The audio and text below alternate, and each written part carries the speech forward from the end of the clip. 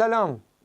Dans la Haftara de cette semaine, la Haftara de la Parashat Mor, il est toujours intéressant de voir le lien qui relie la Haftara à la Parasha. Et cette semaine, nous mettons en évidence le choix des Kohanim qui vont travailler dans le troisième et dernier Beth Amikdash. Je voudrais attirer votre attention sur le fait que la Parasha de Emor, dans la continuité des parachiotes qui ont précédé Acharemot et Kedoshim, rappelle l'importance de la pureté, rappelle l'importance de la sainteté, de l'expression de sainteté. Et justement, le verset qui nous occupe dans la paracha de Emor, Kedoshim Iyu le Elohem, ils seront animés par la sainteté, ils seront sanctifiés par leur Dieu et ne le profaneront pas. Velo yichalelu Shem Elohem, ki et Ishei Hashem lechem Elohem, em makrivim ve'ayu kodesh. Donc, dans la démarche d'amener des sacrifices au Beth Amikdash, cela aussi demande la purification, la pureté, la vocation. Comme je dis un petit peu avec humour,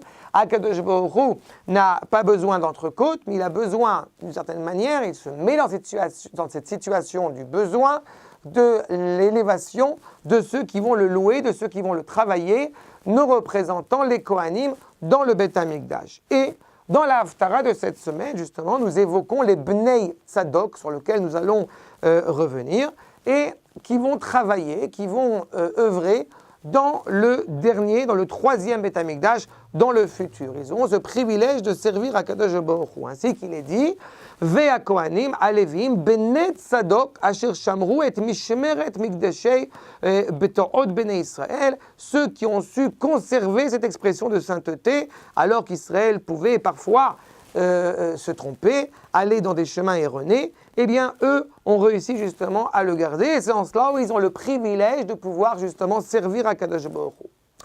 Quand nous observons dans le Tanakh, nous pouvons voir que 5 fois, 5 moments, 5 épisodes dans ce qui est relaté dans tout le Tanakh, une mutation, un choix, une prédilection du Kohen qui aura le privilège, du Kohen et de sa descendance, qui aura le privilège de suivre, de continuer à suivre les voies et d'œuvrer et de travailler dans le Beth Amikdash. Ainsi, nous voyons déjà dans le livre de Devarim, en référence à la faute du veau d'or, où les fils aînés se sont rendus malheureusement caducs d'œuvrer dans le Beth Amikdash, et une partie des Lévi'im les ont remplacés en devenant effectivement les Kohanim, descendants de Aaron, qui vont effectivement travailler dans le Beth Amikdash. La deuxième fois où nous voyons justement de nouveau une mutation, c'est à l'époque de Pinchas avec Zimri, au moment où Pinchas, justement, ainsi qu'il est écrit dans le livre de Bamidbar, Ve'aïta lo ulezaro acharav, berit keunat olam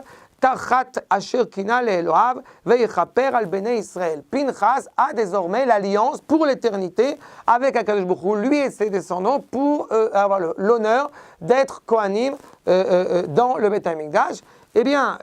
Nous poursuivons un troisième choix, une troisième élection parmi les fils de Élie qui ont eu un comportement qui peut être contesté. En tous les cas, il est ainsi que Akadosh Baruch Hu de nouveau va remettre en cause cette liaison de Élie et de ses descendants pour être les Kohanim dans le Beth Amikdash, et alors il va nommer justement, ainsi dit le verset, Ine yamim baim, voici que des jours viennent et je vais nommer et zeracha ve zera beit avicha, ta descendance et ceux qui vont venir de toi, miyot zaken beveitecha, ceux qui viennent de toi, et qui va être nommé, nous dit le verset, Kohen Ne'eman. Il est quelqu'un qui est particulièrement fidèle envers Akadosh Baruch Hu et qui lui aura le privilège de suivre. Qui est cette personne? Va nous dire le Rav David Kimchi qu'il s'agit de Tzadok. Donc nous assistons déjà à une 4e sélection du Kohen Gadol, justement, qui va être le descendant de Tzadok assuré pour la génération. Et voilà la 5e qui apparaît dans notre Haftara, justement, avec ces Bnei Tzadok qui serviront dans le 3e Beth Amikdash. Alors évidemment, il y a une question. D'abord, comment savons-nous qui sont les Bnei Tzadok? Nous n'avons pas le privilège de pouvoir le savoir. Et ensuite, cela implique que le 3e Beth Amikdash aura des similitudes, des réminiscences, puisque nous le voyons ici, avec le 1er Beth Amikdash à l'époque de Shlomo, qui justement, Tzadok a choisi de suivre Shlomo plutôt que de suivre ceux parmi les Kohanim qui vont y privilégier celui qui est concurrent à Shlomo et essayer d'opérer un schisme dans l'État, dans l'entité politique descendante de Yehuda, descendante de David, en Eretz Israël. Eh bien, ce n'est pas un hasard si effectivement la similitude existe, parce que si nous savons que le premier Beth Amikdash était totalement animé, nous dirons, par la spiritualité, si le deuxième était lui beaucoup plus relié justement à la matière, à la terre, il n'y avait pas d'arche d'alliance dans le Saint des Saints, eh bien le troisième est la symbiose de ces deux réalités. Mais pas la symbiose en étant effectivement totalement matérielle ou totalement spirituelle, ou une sorte d'assemblage des deux, non.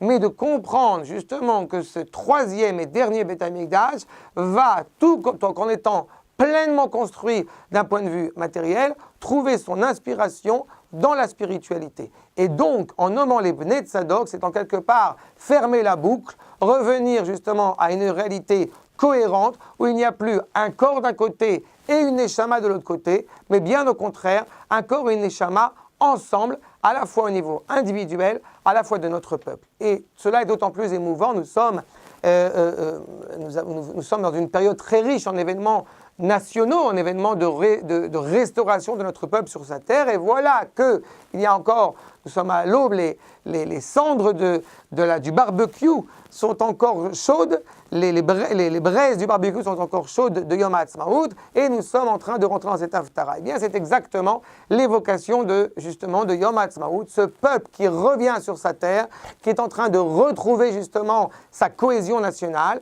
et il est évident que nous aspirons par là même à ce que cette cohésion nationale soit ancrée, soit enracinée dans la cohésion spirituelle, et ce n'est pas un hasard si justement nous passons de Yom HaAtzmaut à, dans quelques semaines, Yom Yerushalayim. Ainsi, nous pourrons, Bezrat Hashem, très bientôt, reconstruire le troisième Beth Amikdash et révéler aux yeux de tous cette cérémonie, cette hégémonie de l'esprit de notre corps pour être vraiment ce que nous appelons une Mamlechet Kohanim Vegoy Kadosh, un corps d'expression de sainteté. Nous pourrons servir au mieux les intérêts tels que l'a déjà défini le Créateur par sa volonté. Et Bezrat Hashem, très bientôt et très prochainement, Bemera, Beyamenu, Shabbat Shalom.